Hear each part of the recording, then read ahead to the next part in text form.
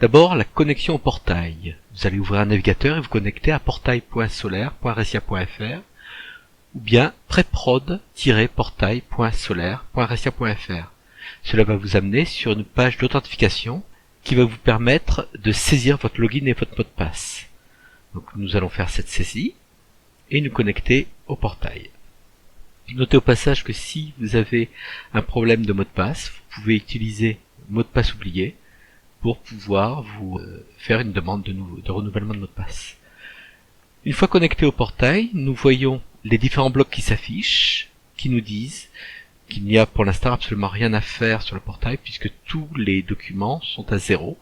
Ce qui veut dire concrètement que tout a été traité, il n'y a pas de retour, il n'y a pas de traitement que je dois faire maintenant. Au niveau de ce portail, il y a une barre de menu en haut qui va contenir l'accueil, la gestion du compte et la déconnexion.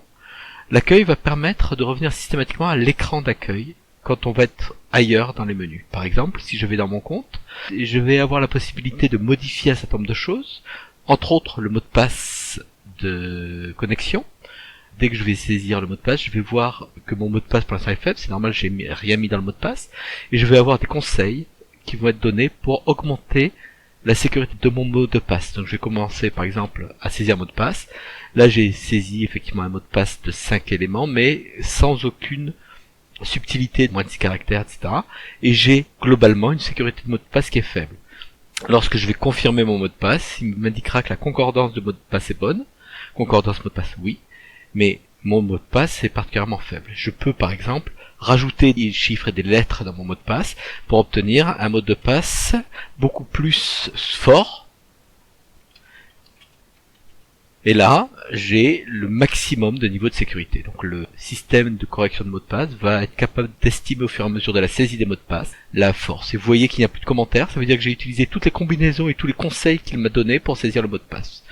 Alors je vais ressaisir un mot de passe simple, mais qui ne suit pas tous les conseils donnés. Et je vais enregistrer ce mot de passe. Je peux, avant d'enregistrer aussi, éventuellement modifier la langue. Ça n'a pas forcément beaucoup d'intérêt dans notre cas. Mais aussi, je vais pouvoir modifier le prénom et le nom, s'il y a des fautes d'orthographe, par exemple, dans le nom, le prénom, ou des choses de ce genre. Une fois que je vais avoir fini, je vais enregistrer tout ça. Alors, il me demande effectivement de redonner d'abord le mot de passe initial. Voilà. Une fois que j'ai fini, le message vert m'indique que le mot de passe a été correctement modifié. Maintenant, pour revenir là où j'en étais, je clique sur accueil et je réaffiche le portail tel que je le voyais tout à l'heure. Ensuite, dans la partie basse de l'écran, nous avons deux zones. La première zone qui est ajouter un bloc et la zone qui contient les blocs. Ajouter un bloc, c'est un bouton bascule. Quand on va cliquer dessus, on va ouvrir un sous-menu et quand on va recliquer dessus, on va le fermer. Ce bouton d'ajout de bloc va nous permettre d'ajouter dans le corps du portail des blocs de type Act, Helios, mail sécurisé, Parapher ou Actualité, ou bien de réinitialiser tout le tableau de bord. Si je clique par exemple sur Act, je vais rajouter un bloc Act à mon portail. Si je clique sur mail sécurisé, je vais rajouter un bloc mail sécurisé à mon portail, etc., etc. Vous voyez qu'on peut avoir deux fois le même bloc dans le portail, ce n'est absolument pas gênant. Deux fois Act, deux fois le mail sécurisé. Puisque c'est aberrant d'avoir deux fois le même bloc, je vais pouvoir en supprimer en cliquant sur la petite croix. Et puis je peux même, éventuellement, supprimer absolument tout ce que j'ai dans mon portail. Ça n'a pas beaucoup de sens, mais on peut imaginer que je suis, à force de fausses manip, tombé dans cette situation-là. Dans ce cas-là, je vais pouvoir cliquer sur ajouter un bloc, cliquer sur tableau de bord par défaut, et du coup rétablir après confirmation le tableau de bord par défaut, livré avec Solaire, qui nous permet de repartir à zéro dans de bonnes conditions. Pour finir, comme je vous l'ai montré tout à l'heure, il est possible en cliquant et laissant cliquer sur le nom du bloc, il est possible de déplacer le bloc où on veut et d'organiser tous les blocs comme on le désire en fonction de vos envies d'affichage.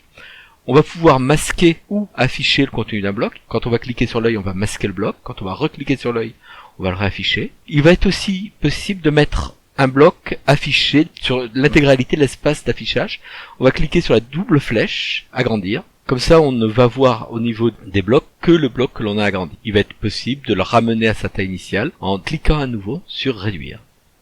Enfin, il va être possible d'accéder au service qui est derrière le bloc, donc le service qui gère les actes, le service qui gère Helios, le service qui gère les actualités, ou lire le contenu d'une actualité en détail, en cliquant soit sur le lien accéder au service ou voir les actualités, soit directement en cliquant sur le lien en question. Et là, ça va nous amener très précisément sur le document qui est en erreur de tiers de télétransmission, ou bien le document qui a été envoyé dans Helios, etc., etc. Pour finir, lorsqu'on est retourné au tableau de bord de Solaire, il est possible de se déconnecter en utilisant le bouton de déconnexion ici.